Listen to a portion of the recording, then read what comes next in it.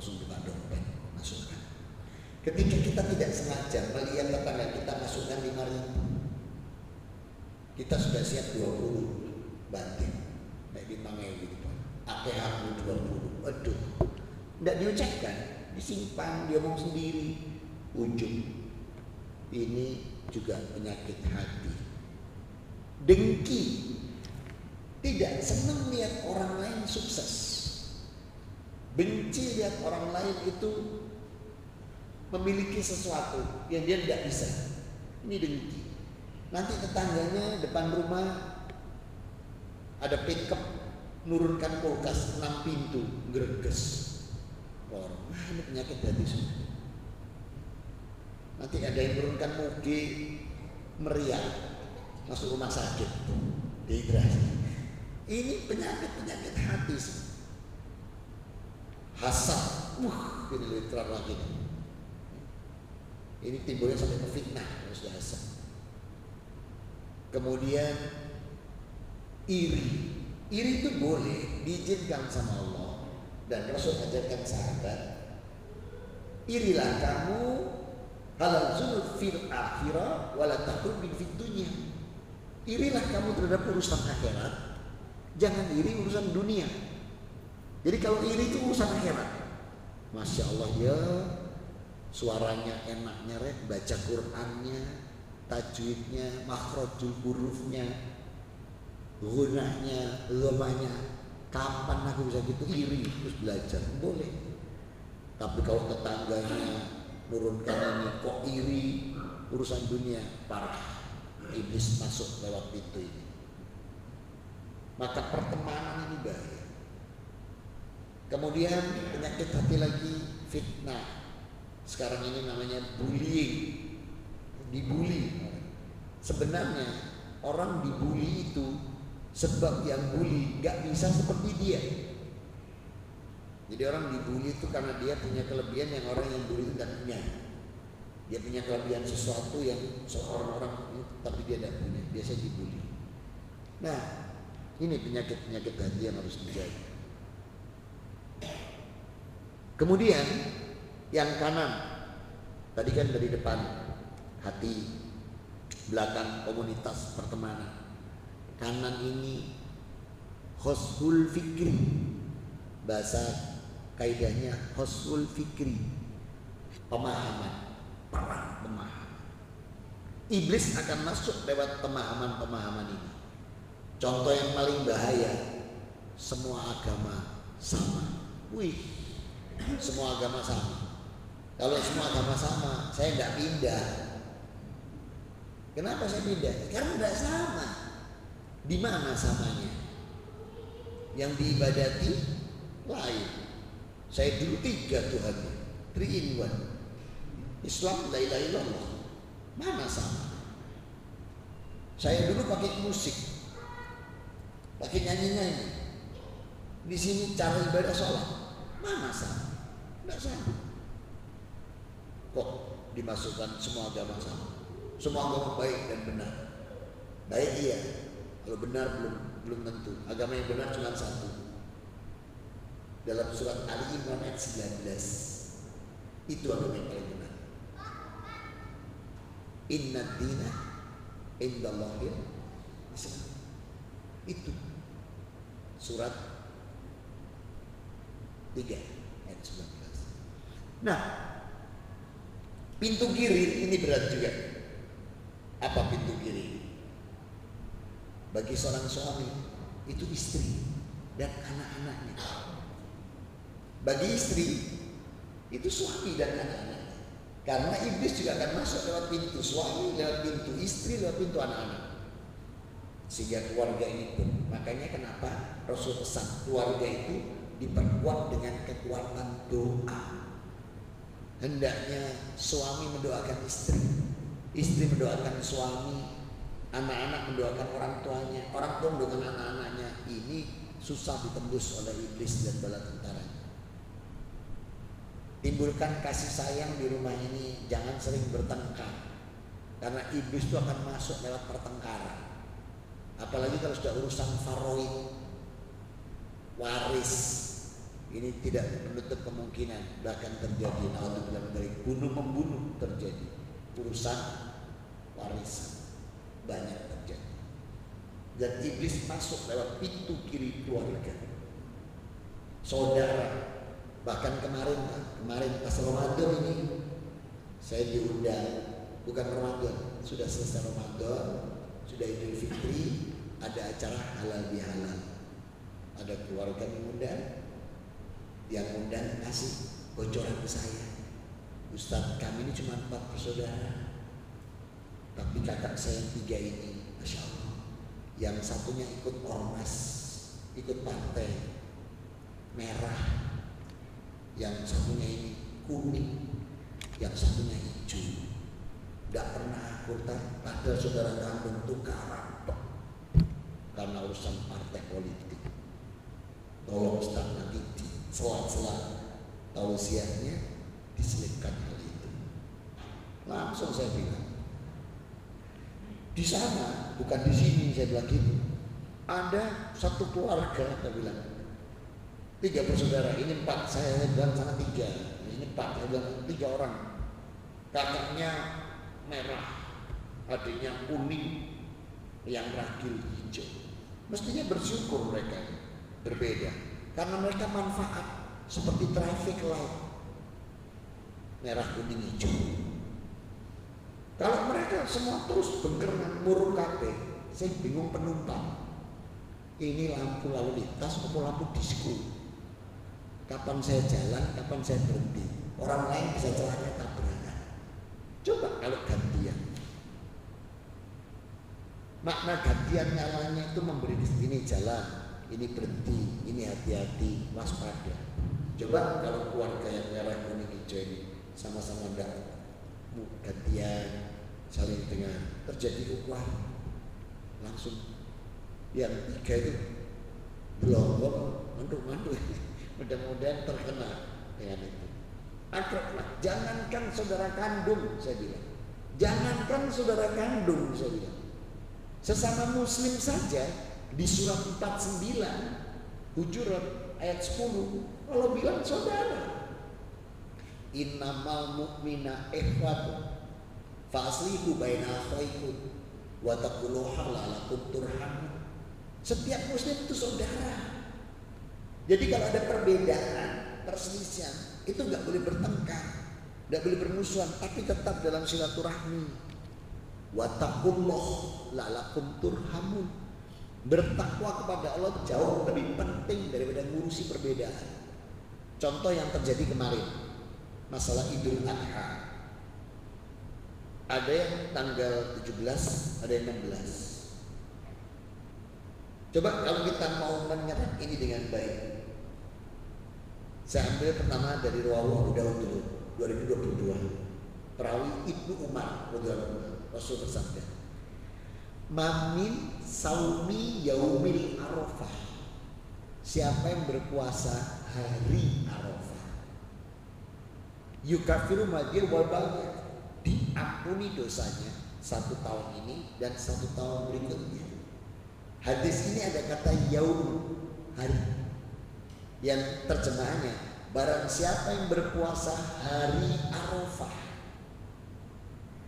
puasa tanggal 9 Zulhijjah, Allah perintahkan kepada Rasulullah Muhammad SAW tahun 1 Hijriah, tahun 2 Hijriah Rasul lakukan, tahun 3 Hijriah Rasul lakukan, tahun 4 Hijriah Rasul lanjutkan, tahun 5 pun demikian, tahun ke-6 baru Allah turunkan syariat haji. Saya ulang, perintah puasa tanggal 9 Zulhijjah diperintahkan Allah tahun 1 Hijriah. Haji baru Allah syariatkan tahun 6. Itu pun Rasul belum bisa berangkat. Yang berangkat pertama mertuanya Abu Bakar As-Siddiq radhiyallahu anhu. Baru tahun-tahun berikutnya baru sahabat-sahabat yang lain. Rasul baru bisa tahun 10. Tahun 11 wafat beliau, bulan Rabiul Awal. Nah, jadi perintah puasa di tanggal 9 itu gak ada hubungannya dengan wukuf. Itu sudah ditetapkan Allah sebelum syariat haji. Ketika Rasul bertanya pada Jibril, apa makna suruh puasa tanggal 9? Jibril mengatakan Allah sebut ini puasa Arafah. Nah, ketika syariat haji sudah diturunkan Allah, maka menandai wukuf Allah tetapkan di hari yang selama ini aku perintahkan puasa. Maka manasik rangkaian haji wukufnya tanggal 9. Jadi wukuf mengikuti tanggal 9, bukan tanggal 9 mengikuti wukuf. Kemudian Muslim 1979, perawi Ibnu Umar radhiyallahu anhu, lihat sabda Rasul, innama syahru tis'un wa asir, sesungguhnya hari dalam Islam itu 29. Fala tasumu hatta tarahu, maka jangan kalian berpuasa tanpa melihat hilal. Wala fitrahu hatta tarahu, jangan kalian berhari raya tanpa melihat hilal. Fa in guma alaikum faqdirulahu, kalau kalian tidak mampu melihatnya, terhalang dalam melihatnya, gunakan hitungan. Dan hitungan di Indonesia, Malaysia, Brunei, Singapura, Thailand, ini kita punya satu konjungsi yang sama dalam perjalanan bulan Komariah. Dan hisab di negeri ini, 5 negeri besar ini yang mewakili Asia Tenggara itu, tanggal 9 Zulhijjah bertepatan kemarin dengan tanggal 16 Juni 2024. Loh, kenapa Saudi yang tadinya sama tiba-tiba maju satu hari? Karena pas tanggal 29 Dzulqa'dah, Kementerian Haji dan timnya 18 orang yang ditunjuk melakukan ru'yatul hilal. Dari 18 orang ini, 1 orang bersumpah dalam nama Allah melihat hilal, maka dimajukanlah 1 hari.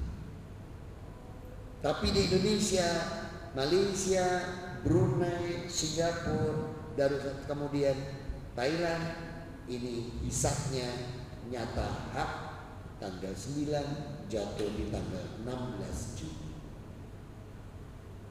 Iblis akan masuk lewat pintu-pintu seperti ini, sehingga kan poso, dosa akan begitu. Maka tadi Allah katakan, kalau ada perbedaan persisian tetap harus dalam satu silaturahmi. Maka jangan pernah ragu tapi ada yang kemarin mau sholat idnya hari Ahad, ya monggo, tidak apa-apa. Mungkin ada yang ini silahkan. Yang penting sikap kita kalau ada perbedaan seperti ini. Itu Allah letakkan di surat 49 ayat 15. Innamal mu'minal ladzina amanu billahi wa rusuli tsumma lam yartabu.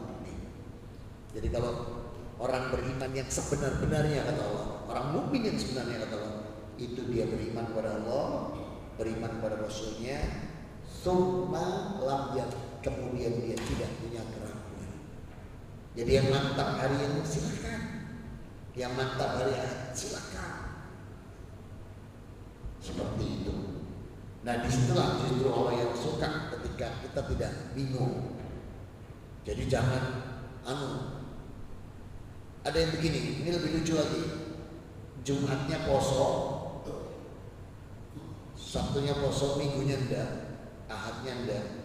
Tapi nanti sholat idnya Senin. Ada ini malah melok sopo. Yang benernya kalau memang tanggal 9 nih, jadi puasa itu di tanggal 9 nih. Tidak ada hubungan sama wukufnya di tanggal 9. Dan hitungan di negeri ini seperti itu. Nah, maka dalam kondisi seperti itu, perbedaan ini Rasul mengeluarkan hadis al-mu'min lil mu'min kalbunya marsus yasudu ba'dah. Mu'min satu dan mu'min lain harus tetap satu jalinan yang sama-sama menguatkan. Sampai kampanye asomi harus tetap gandengan. Kalau mau berbeda silakan. Nah, ini hati kita ini perlu ditata supaya hal-hal yang gampang iblis dan bala tentaranya masuk melalui pintu-pintu ini, itu bisa kita perkecil.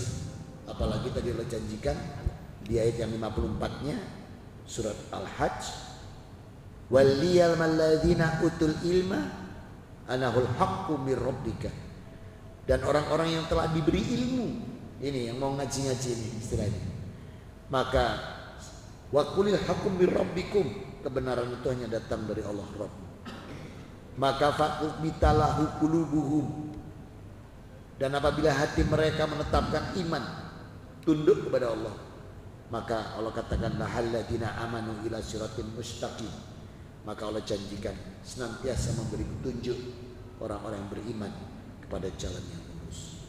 Mudah-mudahan Allah Rabbuna wa ta'ala senantiasa memberikan kita semua yang hadir petang hari ini dan segenap keluarganya umur yang berkah, kesehatan yang berkah, rizki berkah, halalan thayyibah, dijadikan amal kita yang fardu di atas Quran, yang sunnah di atas hadis Rasul Muhammad SAW, amal-amal soleh lainnya dengan ijma' ulama yang diridhoi Allah, sehingga amalan kita menjadi amalan yang soleh, solihah, makbulah wa mutaqabbalah.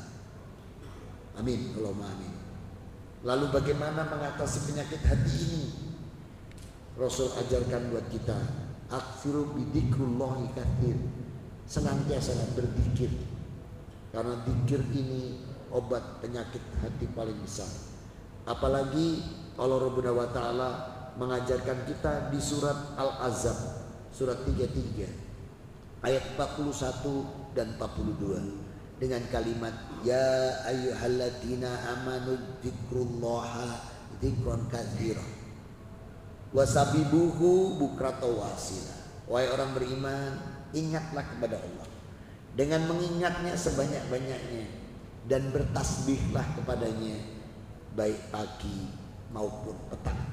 Maka Rasul mengajarkan kita dzikir pagi dan petang. Bacaan dzikir pagi dan petang luar biasa. Itu semua menghambat atau menyembuhkan penyakit hati, melindungi dari godaan biji rayu iblis dan bala tentaranya, menjaga keluarga, harta, akhlak kita. Maka saudara-saudaraku, dzikir, senantiasa ingat pada Allah. Mengingat Allah bentuknya sholat, puasa, zakat, infak, itu semua bentuk-bentuk mengingat Allah. Mudah-mudahan kita semua mampu di tahun baru 1446 hijrah dari hati yang mungkin sakit, hati yang mungkin mati, bahkan bisa menjadi hati yang sehat dan bersih. Amin. Allah. Ada yang mau didiskusikan? Tafadhol. Syirik ya.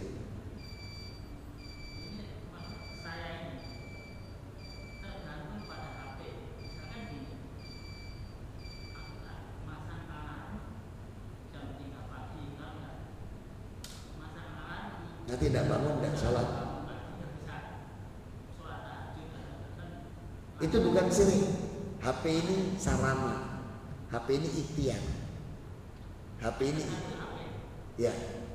Jadi HP ini ikhtiarnya untuk alarm. Bukan syirik kita, bukan kita tergantung HP-nya. Ini bagian dari ikhtiar. Jadi aku nyalakan supaya dia bunyi supaya aku bangun. Iya.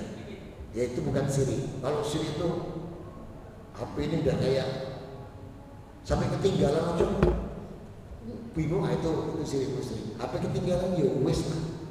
Nanti kan pulang ke rumah diambil. Nanti tidak ikuti berita, tidak masalah. Gitu. Orang sekarang tuh jangan sampai menghamba pada HP. Ya. Tapi kalau untuk alarm, saya pakai HP ini untuk bawa Quran di sini, Quran ini. Itu sebagai sarana. Ya. Boleh. Tapi jangan HP ini usus gitu kan. Ini baru nanti terjawab. Baik, mudah-mudahan bisa bermanfaat. Sudah masuk adzan ya. Mari kita tutup dengan doa kafaratul majelis. Subhanakallahumma wa bihamdika asyhadu alla ilaha illa anta astaghfiruka wa atubu ilaik. Alhamdulillahirabbil alamin wa minkum. Wassalamualaikum warahmatullahi wabarakatuh.